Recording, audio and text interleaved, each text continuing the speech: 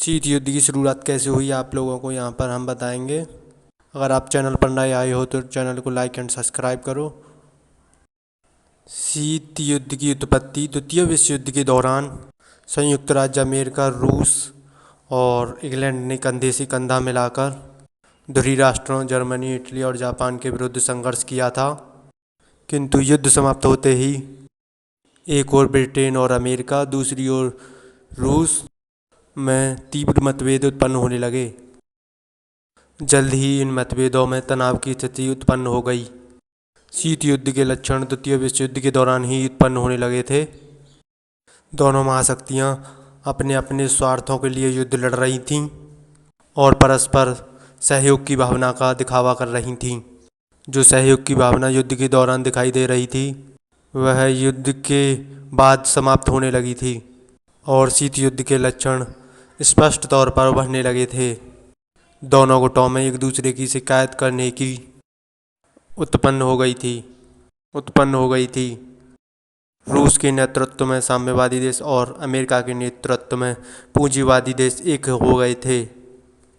इन दोनों पक्षों में आपसी टकराहट कभी आमने सामने नहीं हुई थी, पर ये दोनों गुट इस तरह का वातावरण बनाते रहे कि युद्ध का खतरा सदा सामने खड़ा रहता है, जिनमें बर्लिन संकट, कोरिया युद्ध, सोवियत संघ द्वारा आणविक परीक्षण, सैनिक संगठन और हिंद चीन की समस्या, क्यूबा मिसाइल संकट, कुछ ऐसी परिस्थितियां थीं जिसने शीत युद्ध को प्रज्वलित किया। सन 1951 में सोवियत संघ की विघटन के बाद शीत युद्ध की समाप्ति हो पाई थी। द्वितीय विश्व युद्ध के समय से ही दोनों महाशक्तियों में मतभेद थे। सोवियत संघ साम्यवाद को बढ़ावा देना चाहता था और अमेरिका पूंजीवाद को बढ़ावा देना चाहता था। सोवियत संघ ने जो साम्यवादी देशों की संख्या धीरे धीरे करके बढ़ाई थी, उसने अमेरिका के मन में अविश्वास की भावना उत्पन्न कर दी थी।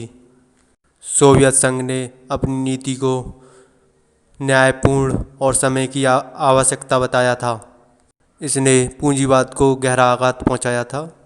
अनेक देश अमेरिका के पक्ष में होकर साम्यवादी रूस की आलोचना करने लगे थे। इसी कारण दोनों महाशक्तियों में तालमेल की कमी की वजह से शीत युद्ध का जन्म हुआ था। द्वितीय विश्व युद्ध के बाद जब संयुक्त राष्ट्र संघ की स्थापना हुई तो इस संस्था में 5 देशों को वीटो पावर मिली थी।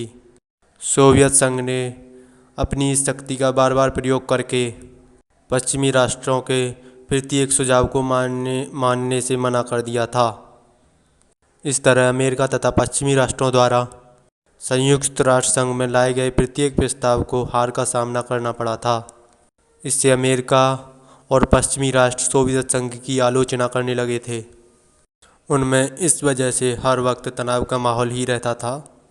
लेकिन अब हाल ही में नए शीत युद्ध की शुरुआत हो गई है, जो अमेरिका और चीन के बीच हुई है।